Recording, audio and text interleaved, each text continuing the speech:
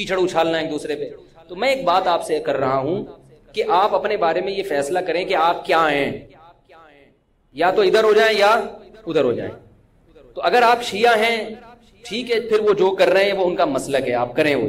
لیکن اگر آپ سنی ہیں تو پھر آدھا سنی آدھا ادھر آدھا ادھر, بیچ کا نہ بنے. میں بھی بیان میں عرض کر رہا تھا نا آخر میں کہ بیچ کا کسی کو بھی پسند, میرا خیال ہے آپ لوگ کو ہوتا ہے شاید, نہیں ہوتا نا کسی کو بھی پسند. قدرت نے کسی کو بیچ کا بنا دیا اللہ کی طرف سے, وہ تو اللہ کی طرف سے آزمائش ہے. لیکن خود سے کبھی بھی بیچ کا بننے کی کوشش مت کرو.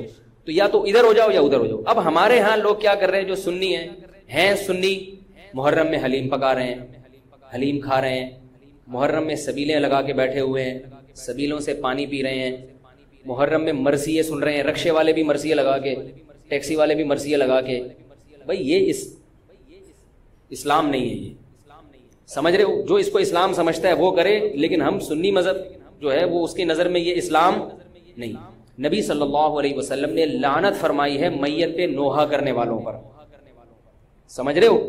آپ نے فرمایا جو گریبان پھاڑے وہ ہم میں سے نہیں ہے. میت پہ چیخنا چلانا, اس کو نبی صلی اللہ علیہ وسلم نے لعنت والا عمل قرار دیا ہے. شہادت پہ چیخنا چلانا کسی کی, حضرت جعفر طیار رضی اللہ تعالیٰ عنہ اہل بیت میں سے تھے.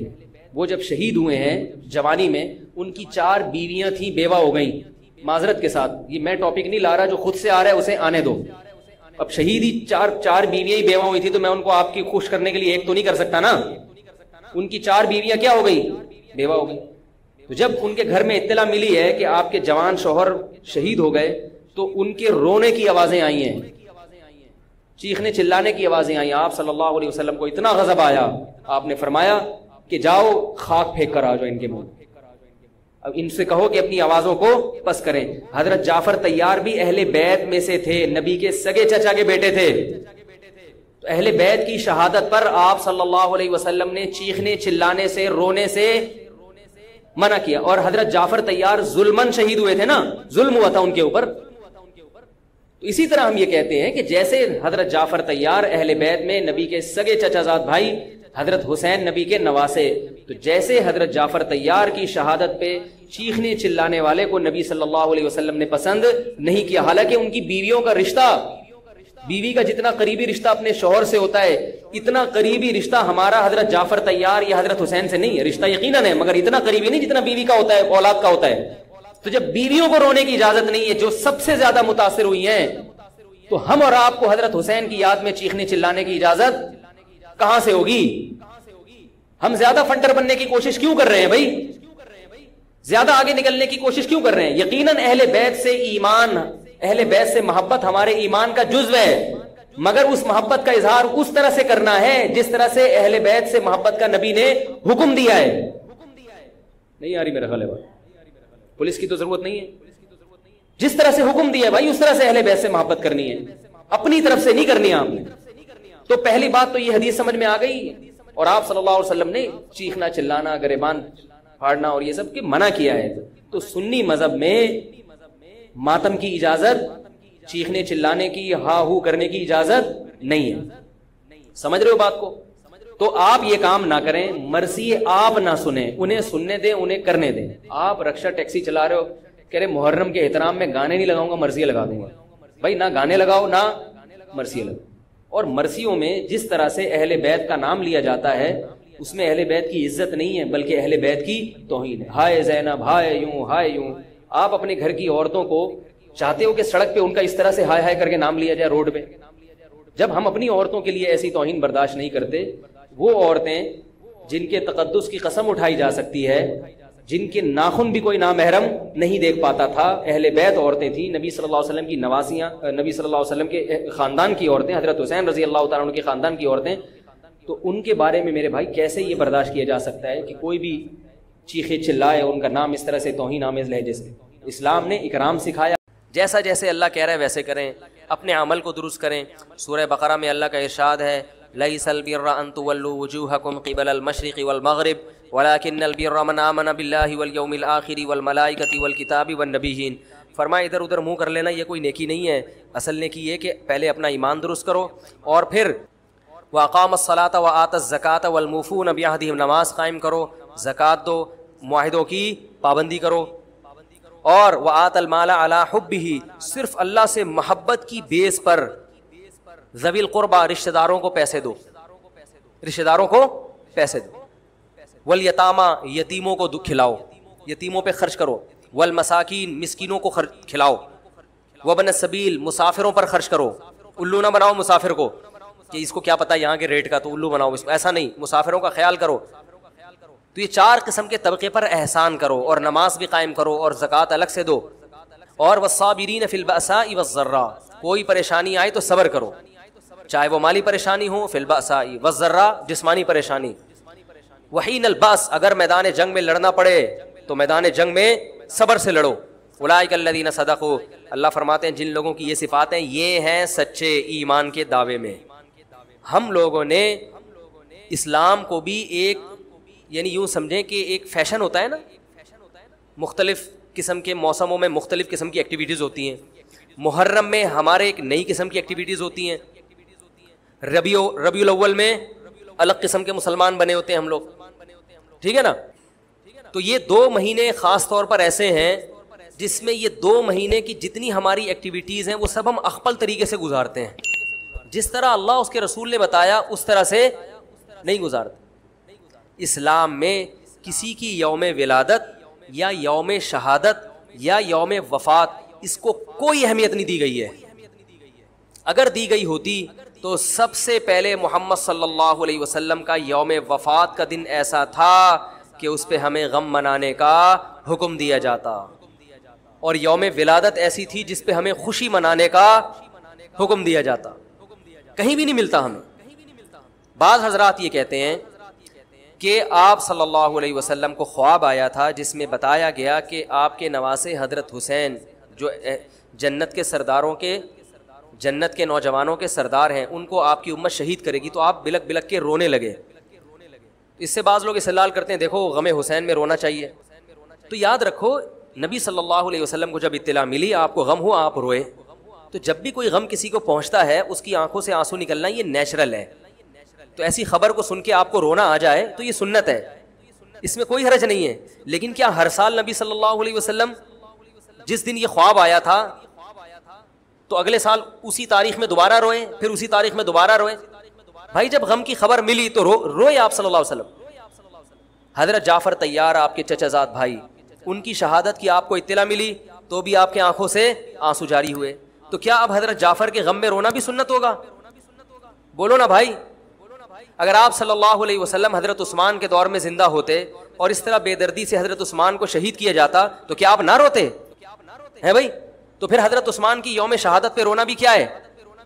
سنت ہونا چاہیے نا.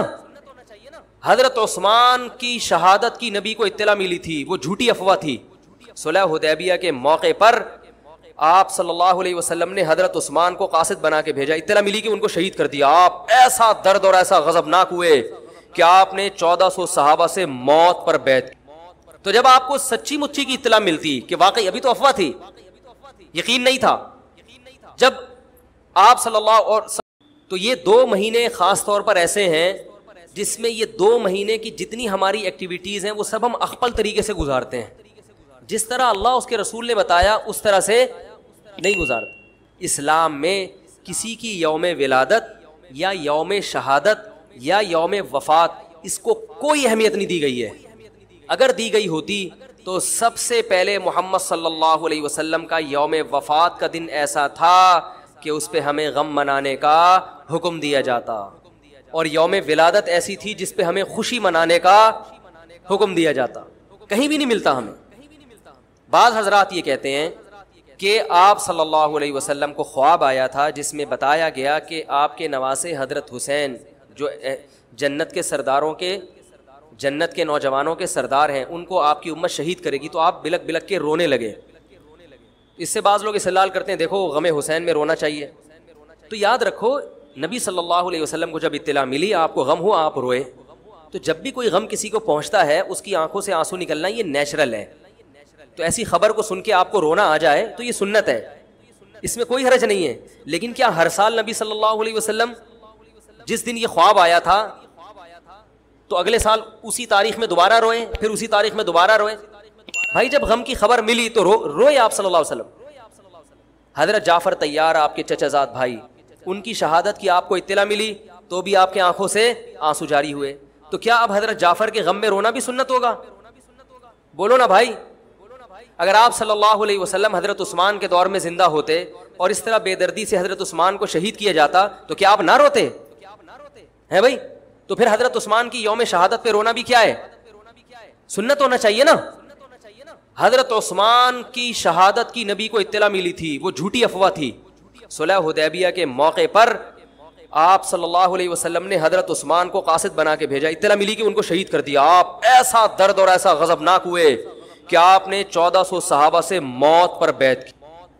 تو جب آپ کو سچی مچی کی اطلاع ملتی کہ واقعی ابھی تو افواہ تھی, یقین نہیں تھا, جب آپ صلی اللہ علیہ وسلم کو حقیقت میں اطلاع ملتی کہ آپ شہید ہو گئے تو کیا آپ نہ روتے؟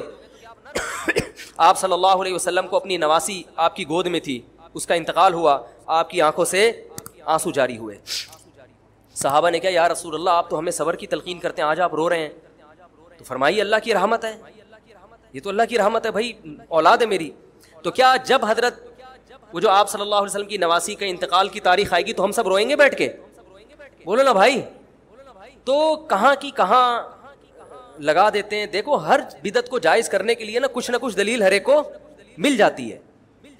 تو میں بار بار کہتا ہوں جو شیعہ حضرات ہیں ان کا مسلک ہے, وہ تو صحابہ کو نہیں مانتے, تو ان کا جو مسلک ہے ان کو کرنے دیں, ان کے کام میں ٹانگ نہ اڑائیں, نہ ان سے بحث کریں, نہ ان کے کام میں ٹانگ اڑائیں. بولے بھائی آپ کا مسلک ہے آپ کریں. میں کہتا ہوں جو سنی لوگ ہیں جن کے اصول ہی الگ ہیں ان سے, وہ یہ سب کیوں کر رہے ہیں بھائی؟ یا تو ادھر ہو جاؤ, شیعہ بن جاؤ. کس نے روکا ہے؟ کوئی گورنمنٹ کی طرف سے پابندی تھوڑی ہے, کوئی پابندی نہیں ہے. آپ شیعہ بن جائے, کوئی نہیں روکے گا آپ کو. کوئی شیعہ سنی بننا چاہے اسے کوئی نہیں روکتا, کوئی سنی شیعہ بننا چاہے اسے کوئی نہیں روکتا. لیکن جب آپ سنی ہیں تو پھر آپ کو ان اصولوں پہ چلنا پڑے گا جو اہل سنت والجماعت علماء نے بتائے ہیں. اہل سنت والجماعت کے ہاں رونا عبادت نہیں ہے. ہاں آپ نے کسی دن کربلا کا واقعہ سنا, چاہے محرم میں سنا, ربیع الاول میں سنا, حضرت حسین رضی اللہ تعالیٰ عنہ کی ایک جو دردناک شہادت کا واقعہ آپ نے سنا, آپ کو رونا آ گیا, تو یہ عین ایمان کی علامت. میرے بیان اب ویڈیو ریکارڈ ہوتے ہیں, پہلے ریکارڈ نہیں ہوتے تھے, آڈیو چلتے تھے. تو میں نے 2 دفعہ, مجھے اللہ کی رحمت سے امید ہے کہ 1 سال کے گناہوں کا کفارہ ہے. تو بڑی فضیلت ہے. رمضان کے بعد سب سے زیادہ فضیلت عاشورہ کے روزے کی ہے, 10 محرم کا روزہ. سمجھ رہے ہیں؟ محرم میں ہمیں شریعت نے کیا کرنے کا حکم دیا ہے, اسلام کیا کہتا ہے؟ پہلی بات, اسلام یہ کہتا ہے کہ محرم میں روزے رکھنا دوسرے مہینوں کی نسبت زیادہ ثواب ہے. رمضان کے بعد تو زیادہ سے زیادہ روزے رکھیں, اور اسپیشلی 10 محرم کا روزہ 1 سال کے گناہوں کا کفارہ ہے, یہ اور زیادہ ثواب ہے. پورے محرم نہیں رکھے جاتے تو کیا کرنا ہے؟ 10 محرم کا رکھنا ہے. حدیث میں آتا ہے کہ آپ نے حکم دیا 2 روزے ملا کے رکھو, کیونکہ یہودی جو تھے وہ 1 روزہ رکھتے تھے, صحیح ہے نا. تو یہودیوں سے مشابہت سے بچنے کے لیے ہمیں حکم دیا کہ اس کے ساتھ 1 اور روزہ ملائیں. تو علماء یہ کہتے ہیں کہ آج کل یہودی 10 محرم کا روزہ نہیں رکھتے, تو اب مشابہت ختم ہو گئی ہے. تو اگر کوئی 9, 10 یا 10, 11 کا رکھ لے تو اچھی بات ہے, نہیں تو صرف 10 محرم کا بھی رکھ لے تو بھی انشاءاللہ پورا ثواب ملے گا, کیونکہ اب اس میں مشابہت رہی نہیں ہے. سمجھ رہے ہیں کہ نہیں سمجھ رہے؟ یہ کرنے کا کام ہے. دوسرا کام, محرم میں گناہ دوسرے مہینوں کی نسبت زیادہ, اس کی قباحت زیادہ بڑھ جاتی ہے, کیونکہ 4 مہینے محترم ہیں, شوال, ذیقعد, ذیلحج اور ذیقعدہ, ذیلحجہ, محرم اور رجب. یہ 4 مہینے جو ہیں اسلام میں اشہر حرم کہلاتے ہیں. قرآن کہہ رہا ہے فلا تظلموا فیہن انفسکم, ان میں اپنی جانوں پہ ظلم مت کرو. یہ ماتم کرنا بھی تو ظلم ہے نا اپنی جان پہ. تو اللہ نے فرمایا ان 4 مہینوں میں اپنی جان پہ ظلم مت کرو. کسی بھی طرح سے ظلم ہو, جسمانی ظلم ہو, روحانی ظلم ہو. جسمانی ظلم ماتم کر کے بھی ہو سکتا ہے, اور انگاروں پہ چل کے بھی ہو سکتا ہے, اپنے آپ کو پیٹ کے بھی ہو سکتا ہے. روحانی ظلم کیا ہے؟ گناہ کر کا. تو نہ گناہ کرنے کی اجازت, نہ کسی اور طرح سے. عام مہینوں میں بھی ظلم کی اجازت نہیں ہے, نہ اپنے اوپر اور نہ کسی اور پر. تو ان 4 مہینوں میں ظلم کی نوعیت بڑھ جاتی ہے. سمجھ رہے ہیں؟ یہ ایک محرم کی فضیلت ہے اسلام میں. اور تیسری فضیلت جو محرم کی, جو بعض روایات سے ثابت ہے, یعنی جو فضیلت تو نہیں کہیں گے اس کو, جو محرم میں کرنے کا کام ہے, وہ بعض حدیث میں آتا ہے کہ آپ صلی اللہ علیہ وسلم نے ارشاد فرمایا کہ عاشورہ کے دن اپنے اہل و عیال پر دسترخوان کو وسعت دو، اس سے رزق میں برکت ہوتی ہے. لیکن یہ جو حدیث ہے یہ ضعیف ہے، سند کے لحاظ سے پاورفل اور مضبوط نہیں ہے. بعض علماء نے کہا کہ اس کثرت طرق کی وجہ سے حسن کے درجے کو پہنچ گئی ہے. ہمارے ہی بعض اکابر علماء کی رائے ہے، علماء جو بر صغیر کے علماء بڑے بڑے علماء ہیں، میں نام نہیں ذکر کرتا لیکن بہت بڑی اپر لیول کے علماء ہیں، ان کی رائے یہ ہے کہ یہ ضعیف اتنی ضعیف نہیں ہے کہ بالکل ہی مسترد کر دی جائے، ٹھیک ہے نا، اور تعدد طرق کی وجہ سے درجہ حسن کو پہنچ گئی ہے.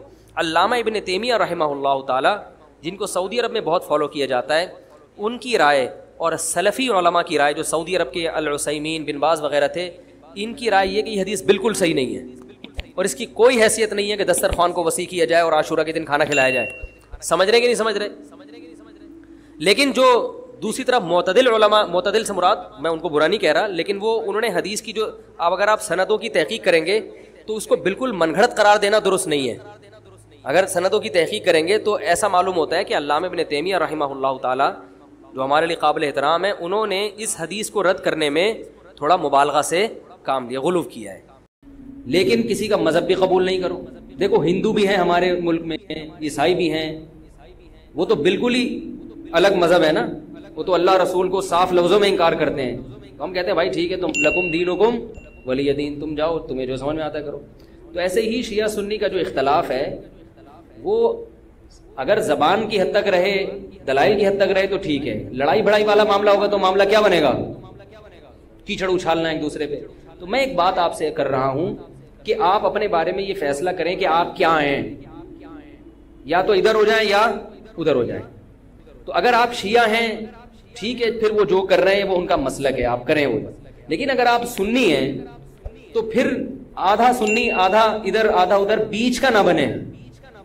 میں بھی بیان میں عرض کر رہا تھا نا آخر میں کہ بیچ کا کسی کو بھی پسند، میرا خیال ہے آپ لوگ کو ہوتا ہے، نہیں ہوتا نا کسی کو بھی پسند. قدرت نے کسی کو بیچ کا بنا دیا اللہ کی طرف سے، وہ تو اللہ کی طرف سے آزمائش ہے. لیکن خود سے کبھی بھی بیچ کا بننے کی کوشش مت کرو. تو یا تو ادھر ہو جاؤ یا ادھر ہو جاؤ. اب ہمارے ہاں لوگ کیا کر رہے ہیں جو سنی ہیں سنی، محرم میں حلیم پکا رہے ہیں، حلیم کھا رہے ہیں، محرم میں سبیلیں لگا کے بیٹھے ہوئے ہیں، سبیلوں سے پانی پی رہے ہیں، محرم میں مرثیے سن رہے ہیں، رکشے والے بھی مرثیے لگا کے، ٹیکسی والے بھی مرثیے لگا کے. بھائی یہ اسلام نہیں ہے. یہ سمجھ رہے ہو؟ جو اس کو اسلام سمجھتا ہے وہ کرے، لیکن ہم سنی مذہب جو ہے وہ اس کی نظر میں یہ اسلام نہیں. نبی صلی اللہ علیہ وسلم نے لعنت فرمائی ہے میت پہ نوحہ کرنے والوں پر. سمجھ رہے ہو؟ آپ نے فرمایا جو گریبان پھاڑے وہ ہم میں سے نہیں ہے. میت پہ چیخنا چلانا، اس کو نبی صلی اللہ علیہ وسلم نے لعنت والا عمل قرار دیا ہے. شہادت پہ چیخنا چلانا کسی کی، حضرت جعفر طیار رضی اللہ تعالیٰ عنہ اہل بیت میں سے تھے. وہ جب شہید ہوئے ہیں جوانی میں، ان کی 4 بیویاں تھیں، بیوہ ہو گئیں. معذرت کے ساتھ یہ میں ٹاپک نہیں لا رہا، جو خود سے آ رہا ہے اسے آنے دو. اب شہید ہی 4 بیویاں ہی بیوہ ہوئی تھی تو میں ان کو آپ کی خوش کرنے کے لیے ایک تو نہیں کر سکتا نا. ان کی 4 بیویاں کیا ہو گئی؟ بیوہ ہو گئی. تو جب ان کے گھر میں اطلاع ملی ہے کہ آپ کے جوان شوہر شہید ہو گئے تو ان کے رونے کی آوازیں آئی ہیں، چیخنے چلانے کی آوازیں آئی. آپ صلی اللہ علیہ وسلم کو اتنا غضب آیا، آپ نے فرمایا کہ جاؤ خاک پھینک کر آ جاؤ ان کے منہ. اب ان سے کہو کہ اپنی آوازوں کو پس کریں. حضرت جعفر طیار بھی اہل بیت میں سے تھے، نبی کے سگے چچا کے بیٹے تھے. تو اہل بیت کی شہادت پر آپ صلی اللہ علیہ وسلم نے چیخنے چلانے سے، رونے سے منع کیا. اور حضرت جعفر طیار ظلمن شہید ہوئے تھے نا، ظلم ہوا تھا ان کے اوپر. تو اسی طرح ہم یہ کہتے ہیں کہ جیسے حضرت جعفر طیار اہل بیت میں نبی کے سگے چچا زاد بھائی، حضرت حسین نبی کے نواسے، تو جیسے حضرت جعفر طیار کی شہادت پہ چیخنے چلانے والے کو نبی صلی اللہ علیہ وسلم نے پسند نہیں کیا. حالانکہ ان کی بیویوں کا رشتہ، بیوی کا جتنا قریبی رشتہ اپنے شوہر سے ہوتا ہے، اتنا قریبی رشتہ ہمارا حضرت جعفر طیار یا حضرت حسین سے نہیں ہے. رشتہ یقیناً ہے مگر اتنا قریبی نہیں جتنا بیوی کا ہوتا ہے، اولاد کا ہوتا ہے.